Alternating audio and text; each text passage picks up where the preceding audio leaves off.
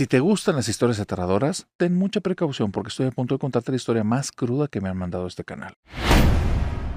Ada al día de hoy tiene 45 años. Es una persona común, tiene su familia, tiene 2 niñas preciosas, pero le ocurrió algo hace 20 años que la dejó marcada. A ella le gustan las historias de terror y se siente identificada, pero tiene algo muy claro: no quiere jamás volver a vivir algo como lo que pasó hace 20 años. Hace 20 años, Ada vivía junto con sus 2 hermanas, su hermano mayor y su mamá, y acababan de pasar el momento más duro de su vida.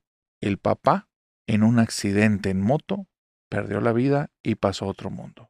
Esto fue, como todo accidente, algo inesperado, algo tan repentino, y estaban en medio de una situación económica complicada. Después de que el papá pasara a mejor vida, las cosas se pusieron muchísimo más complicadas muy rápido. A Ada, al hermano mayor y a otra de sus hermanas les tocó madurar muy rápido. No estaban preparadas para eso y tenían que ayudar a mamá a sacar el changarro adelante. Mamá había sido ama de casa todo ese tiempo y papá, en el momento en el que se va sin dejar testamento y realmente sin dejar una herencia cuantiosa, lo que hace que en todos los gastos que tuvieron que hacerse en torno a la defunción, se perdió todo el capital que tenía la familia y empezaron no solo en cero, sino con deudas. Los hermanos se comienzan a mover. La persona que les renta la casa, solo y solo por la situación que vivieron, los deja quedarse 6 meses, pero no hay forma en la que puedan pagar la renta que estaban pagando. Lo que la empresa del papá les va a dejar como de dinero para que puedan pagar las situaciones, apenas alcanzó y, como te digo, terminaron con una deuda. Entonces ellos están en una situación crítica. Durante 6 meses los hermanos apenas han conseguido un par de trabajitos, han estado escalando, pero ahí es donde descubren que, mira, a veces la vida no te da tiempo para el luto. A veces la vida te empuja y te empuja y te empuja y después ya verás cómo solucionas eso. La hermana menor es la que era la más sensible de todos. Ella sí le había afectado mucho la pérdida del papá. En ese tiempo tenía apenas 12 años la niña y de un día para otro no entendía cómo lidiar con estas cosas y se empezó a deprimir muy fuerte.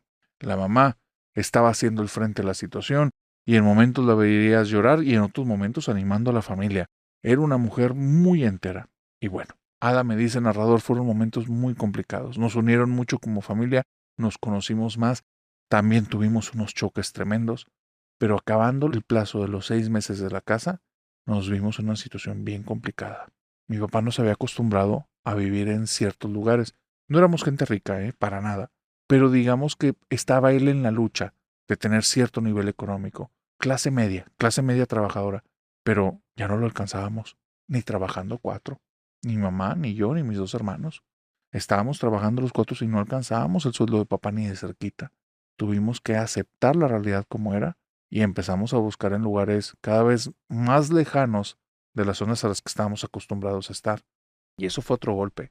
Cuando estás tan acostumbrado a algo y no te habías dado cuenta, hijo, de repente darte cuenta que eso ya no lo vas a poder tener, o no durante un buen tiempo si no te esfuerzas, es duro, es muy duro. Conseguimos una casa en un fraccionamiento que no te voy a decir que es fraccionamiento privado porque no lo era. Tal vez fue la idea en algún momento, pero era un fraccionamiento que era muy barato porque hacía unos años habían entrado un grupo de delincuencia y al fraccionamiento entero habían hecho unos destrozos ahí, sacaron a las familias y se transformó en una zona de nadie.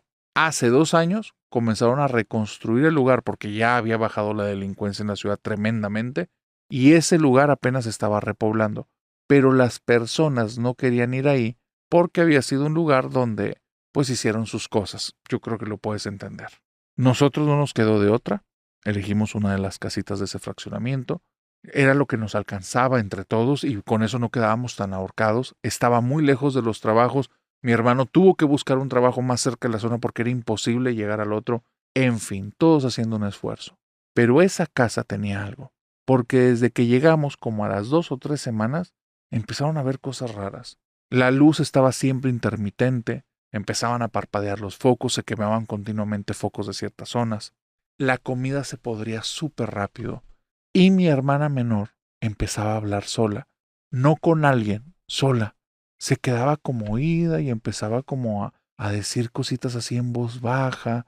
Y cuando le hablábamos y le decíamos de que, oye, Meli, ¿qué te pasa? Ella salía como de un trance, como si estuviera dormido, como si estuviera sonámbula, y se le veía la cara muy cansada y decía, perdón, me quedé dormida, y se iba a dormir. Pero estábamos hablando, narrador, que entre toda esta friega no teníamos ni la cabeza ni el corazón para prestarle tanta atención a mi hermana.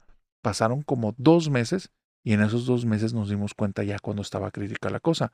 Mi hermana está flaca casi en los huesos cuando nos dimos cuenta y ella ya tenía casi 2 semanas de no ir a la escuela y no lo habíamos notado porque no estábamos ahí. Nos íbamos desde primero de la mañana para llegar al trabajo y regresábamos tardísimo. Meli estaba ahí cuando nosotros nos íbamos y estaba ahí cuando regresábamos. Y siempre traía ropa diferente. Entonces, no dimos, digamos, con la conclusión obvia. Hasta que un día yo salgo tarde rumbo al trabajo porque me pegó el cansancio tremendamente y veo que mi hermana ni se ha levantado. Cuando voy a levantarla me dice, yo ya no voy a la escuela. Y le dije, ¿cómo que no vas a la escuela? Y es donde empezamos a buscar esto y pues nos damos cuenta que en la escuela sí tiene más de 2 semanas de no ir y todo lo que te digo. Meli ya casi no habla y es donde yo hago que toda la familia le ponga el foco en ella porque está muy rara. Mi mamá era una persona que antes del accidente de papá era muy religiosa, después del accidente de papá ya no le interesaba nada de eso, decía que Dios le quitó a su esposo y estaba como resentida, pero ahí otra vez dijo, necesitamos hacer oración en familia. Nos juntamos un día, estaba Meli ahí, estábamos todos los hermanos, y cuando empezamos a rezar, Meli se retuerce en los brazos y nos suelta, nos empieza a decir repetido, pero así súper repetido. Rosa Velázquez nos dice un nombre que era muy raro, así como Alcatraz, número 212, Colonia El Prado. Y no entendemos qué está pasando y la voz le vuelve a salir pero como más rasposa. Rosa Velázquez, Alcatraz, 212, Colonia El Prado. Y la voz como más apagada. Rosa Velázquez, Alcatraz 212, Colonia El Prado. Y lo repite y cuando la queremos tocar, se hace para atrás al punto en el que se avienta contra una pared y se lastima y queda como noqueada. Nos da un chorro de miedo, tenemos que hablarle al doctor, no tenemos para pagar una ambulancia, no tenemos para pagar sus servicios. Así es que un vecino nos hace el favor de llevarla a un hospital cercano y en el que llegamos y les decimos que no tenemos ni cómo pagar, pero que por favor nos ayuden. Un doctor como que se sordea y dice, déjame revisarla acá por fuera. Empieza a checar a mi hermana y me dice, está muy mal. O sea, ella trae signos de desnutrición y pueden ser severos, necesitan ya hacer algo. Pero es que no tenemos cómo hacerle frente. Busquen en el seguro, busquen algo, nos empieza a orientar. La llevamos a la casa y apenas vuelve a entrar en la casa y nos empieza a hablar con una voz bien diferente. Y empieza a decir, ¿por qué no traen a mi mamá? Rosa Velázquez es mi mamá. Les estoy diciendo que traigan a mi mamá. ¿Por qué estoy aquí? Yo no quiero estar aquí. ¿Por qué me traen aquí? Y en eso le digo, Meli, tranquila. Y me dice, yo no soy Meli, yo soy Matías. Yo soy Matías. ¿Por qué no traen a mi mamá? Mi mamá es Rosa Velázquez, traigan a mi mamá. Y se empieza a poner como loca, narrador, pero su voz está como grave, no es la voz de una niña de 12 años, parece más como de un muchacho de unos 15, 20, pero es como grave, rara.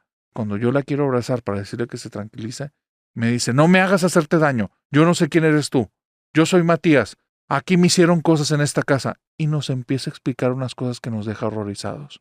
Señala un cuarto que está delante de él. Dice, ahí tenían a 4 y me hicieron ver cómo y nos describió cosas horribles que le hicieron a 4 personas. Yo le empiezo a decir, Melissa, ya cállate, no estás diciendo esas cosas. Y entonces voltea otra vez y me dice, no soy Meli, soy Matías, yo no puedo entrar a ese cuarto. Ahí. Y empieza a llore y llore y llore y llore y se hace así, se encoge, se queda en el piso como hecho un ovillo y empieza nada más a decir, ahí me desuscribieron de este mundo, lo dijo de otra manera muy explícita, y empezó a describir cómo lo dañaron intencionalmente, diciéndole que repitiera una y otra vez el nombre de su mamá, la señora Rosa Velázquez, y le preguntaban por la dirección, y él la volvía a decir en voz alta, pero él sabía que nada más era para distraerlo mientras lo estaban dañando hasta que lo mandaron al otro mundo. Estábamos que no entendíamos y estábamos muy impactados. No sabíamos qué hacer. Y mi mamá dice, pues busquen ya dónde es esa dirección que tanto está diciendo Meli. Y vuelve a decir, no soy Meli, soy Matías, traigan a mi mamá. Buscamos la dirección esa misma noche, narrador. Llegamos a un domicilio 2 de la mañana con la vergüenza del mundo. Estamos toque y toque afuera de una casa cuando nos abre una señora, pues no muy grande, pero se ve muy cansada, muy desgastada. Y bueno, son las 2 de la mañana y le pregunto yo, ¿usted es Rosa Velázquez? Y me ve con una cara de enojo. ¿Qué horas son estas de venir a buscarme? ¿Quién es usted? Yo ni la conozco. Le digo, sí es usted Rosa Velázquez. Usted conoce a Matías. Y la señora se le desencaja la cara Y dice, si vuelves a mencionar ese nombre, me voy a salir, te voy a romper la nariz a golpes. Lárgate de aquí, no tienen derecho a venir a hacerme sufrir más con eso. Y yo no sé ni cómo le hice, que le dije, señora, Matías, le pasó algo, nosotros sabemos, pero es que necesitamos que venga con nosotros porque está pasando algo en nuestra casa y parece que es él, que es como que su espíritu. Y la señora dice, ustedes son una... y nos empieza a decir de leperadas, porque dice, no se vale que estén haciendo de las personas que hemos sufrido tanto por nuestros niños desaparecidos. Y yo le vuelvo a decir, señora, no es una broma. Necesitamos que vaya porque algo le está pasando a mi hermana. No para de repetir su nombre, no para de repetir el nombre de Matías. Y dice que ahí donde estamos viviendo es donde le hicieron cosas. La señora, no sé cómo la convencimos, yo creo que pues fue por nuestras caras, por la insistencia, nos acompaña en su carro, llega ahí y apenas se mete en la casa, Meli, que estaba tirada en el piso, se levanta, va y la abraza y le empieza a decir, mamá, mamá, mamá. Y le dice, mamá, porque me tengo que ir ya, escúchame, escúchame. Yo ya estoy bien, lo que me hicieron, pero yo ya estoy bien. Por favor, ya deja de llorarme y te encargo mucho a mi niña. Me preocupa mucho mi niña. Y ya no me estés llorando y no me pidas que me presente porque eso está haciendo que no me pueda ir, no puedo descansar. Y donde la señora apenas le va a hablar, Meli cae desmayada al piso y nunca volvió a decir nada de Matías ni nada de eso. Lo que sí le empezó a pasar a Melissa después de eso es que veía sombras y era muy sensible con personas y lugares y decía como, esa persona no la acerques, trae cargando algo, en ese lugar no debemos de entrar. Nunca pude corroborar si sí o no lo que le pasó después a Melissa era verdad. Pero eso que vivimos esa noche allá en la casa fue algo que a mí me dejó marcada toda la vida y para mí sigue sin tener explicación. Lo que acabas de escuchar es un fragmento del episodio 391 de Hablemos de lo que no existe. Puedes ver el episodio completo en la plataforma de videos largos o en la plataforma que era de audio y ahora también tiene video. Más historias, más aterradoras, más interesantes y bastante más extrañas. Nos vemos por allá.